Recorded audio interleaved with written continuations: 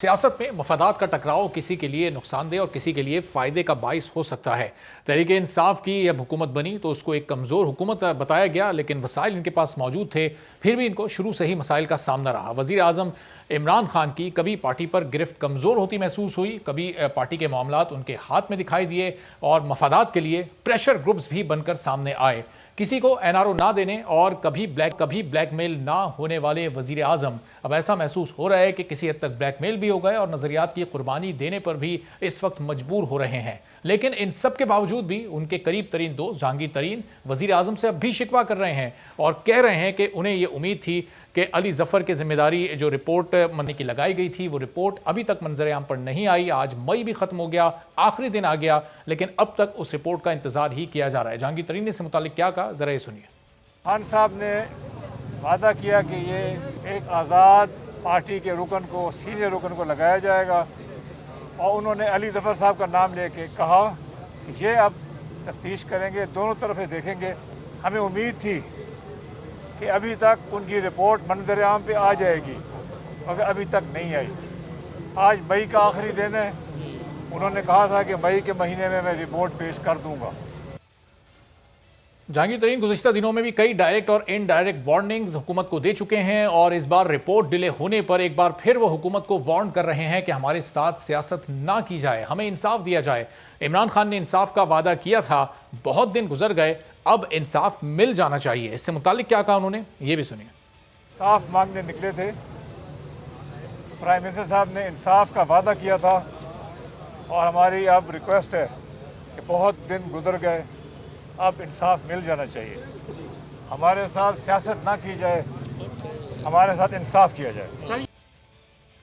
Barrister Ali Zafar की report पर जहांगीर तरीन बज़ाहिर तो रिलैक्स दिखाई दे रहे हैं, कह रहे हैं कि रिपोर्ट उनके मुताबिक कुछ मुस्बत है, लेकिन वज़ीर आज़म के मौमिन खुसूसी बराए एहतसाब और मुशीर दाखिला शहजाद अकबर की जानिब से अपने ग्रुप के MPA नज़ीर चौहान के खिलाफ मुकदमा दर्ज करवाने पर वो कुछ नाराज़ भी दिखाई दे रहे हैं। जहांगीर तरीन नज़ीर चौहान को फ्रंट फुट पर आकर शहजाद अकबर का मुकाबला करने की हिदायत भी कर रहे हैं।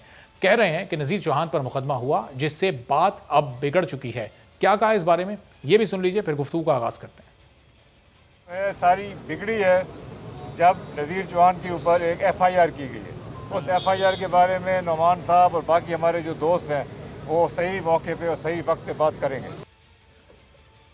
तो जहांगीर तरीन अब ये कह रहे हैं कि हमारे साथ सियासत ना की जाए, हमें इंसाफ दिया जाए, ये मामला। और फिर प्रोग्राम के दूसरे हिस्से में कुछ PDM और नून लीग की सियासत से मुतालिक भी गुफ्तगू करेंगे। मेहमानों का आपसे तारुफ कराते हैं। पाकिस्तान तहरीक इंसाफ के सीनियर रहनुमा सदाकत अली अब्बासी साहब हमारे साथ मौजूद हैं। पाकिस्तान पीपल्स पार्टी से सीनियर रहनुमा हाजिज धामरा साहब हमारे साथ मौजूद हैं। तो सदाकत साहब, ये कौन कर रहा है जहांगीर तरीन साहब के साथ सियासत? वो कह रहे हैं हमारे साथ सियासत ना करें, हमें इंसाफ दें। अब तो इस मामले में खुद वज़ीर आज़म इमरान खान इन्वॉल्व हो चुके हैं, बैरिस्टर अली जफर को जिम्मेदारी दी जा चुकी, फिर कौन ये सियासत कर रहा है जहांगीर तरीन साहब के साथ?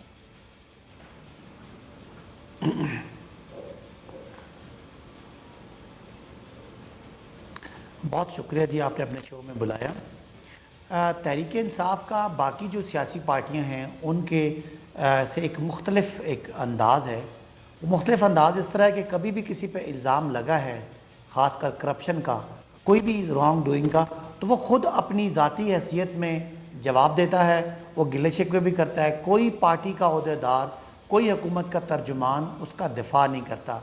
अनलाइक जिस तरह माजी में नवाज़ शरीफ साहब पे जब पनामा पेपर्स आया तो पूरी कैबिनेट नवाज़ शरीफ साहब के लिए निकलती थी और उनको बाजमात डिफेंड करती थी।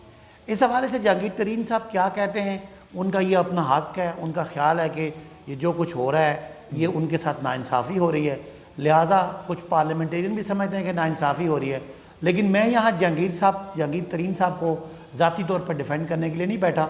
उनको जो उनके शिकवे गिले हैं वो उनको इदारों से करने पड़ेंगे और इस प्रोसेस से गुजरना पड़ेगा। और मुझे यकीन है कि वो दिलेर आदमी हैं।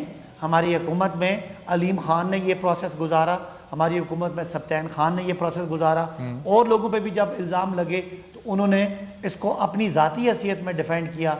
इसका एक फ़र्क ये है कि PTI की जो लीडरशिप है वो क्लीन है, साफ़ और शफाफ है, जबकि दूसरी पार्टियां जो हैं उनकी लीडरशिप, उनके ख़ानदान सारे फ्रॉड्स में, मनी लॉन्ड्रिंग में, अलीम खान ने और सब्तैन खान ने इस तरह से हुकूमत पर प्रेशर डालकर अपने मनपसंद लोगों के जिम्मेदारी रिपोर्ट पर नहीं लगवाई थी। बैरिस्टर अली जफर साहब को लगाया गया, एक भरपूर एहतजाज जहांगीर तरीन ग्रुप की जानिब से सामने आया।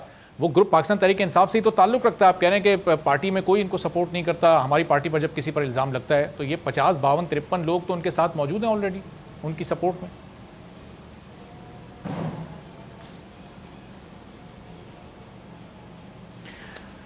देखें, ये जो लोग उनके साथ मौजूद हैं वो पार्लियामेंटेरियंस हैं, उनका एहतराम भी है, लेकिन वो शिकायत ये कर रहे हैं कि उनके साथ नाइंसाफ़ी हो रही है।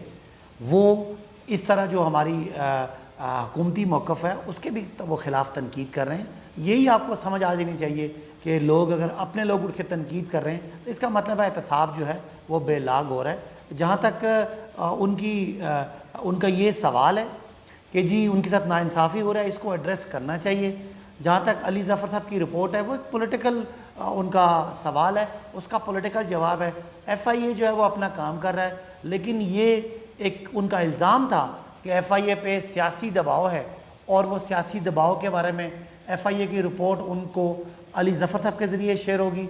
अली ज़फ़र साहब की जो रिपोर्ट है उसका आइनी और कानूनी कोई इम्पैक्ट नहीं है, वो एक पॉलिटिकल उनका सवाल था और उनको पॉलिटिकल जवाब मिलेगा कि क्या जो इंक्वायरी है इसमें कोई असरअंदाज हो रहा है जहांगीर तरीन साहब के ख़िलाफ़ या नहीं।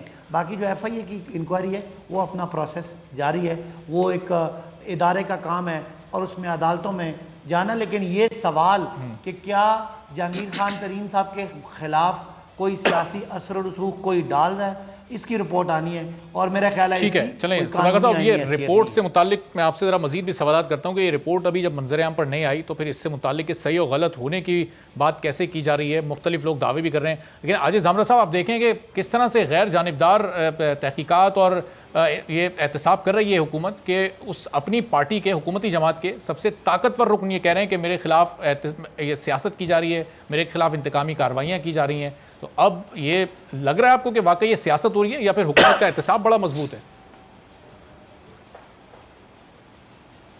बिस्मिल्लाहिर्रहमानिर्रहीम। देखें, मैं तो बड़ी हैरत हो रही है कि अब कम से कम PTI जो टॉक शो में आती है उनके ये दोस्त इस तरह की बातें कर रहे हैं जिस तरह पूरी कौम जो है ना इन पे हंस रही है। ये जो भी गलत बयानियां हैं उस पे मनोहन कौम जो है ना वो एतबार करके बैठ जाएगी। देखिए, नंबर 1 एक बात है, इन्होंने भी सदाकत अब्बासी साहब ने कहा कि जी बाकी पार्टियां अलग है और PTI अलग है।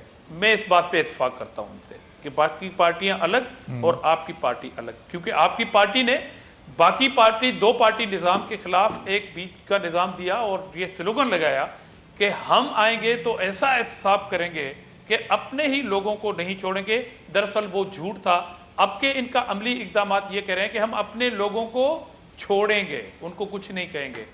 अब तक की सूरत हाल है कि एक दवाइयों वाले कियानी साहब थे जिन्होंने 400% दवाई एक नोटिफिकेशन निकाला था, महंगी हो गई। इन्होंने कियानी साहब को चेयर चेंज करवा दी, एक चेयर से उठा के पार्टी के मेन स्ट्रीम ओहदे में लेके आए। दवाइयों की कीमत आज भी एज इट इज वहीं पर मौजूद है। ये इनका इंसाफ है, ये कौम को इन्होंने एक धोखा दिया था।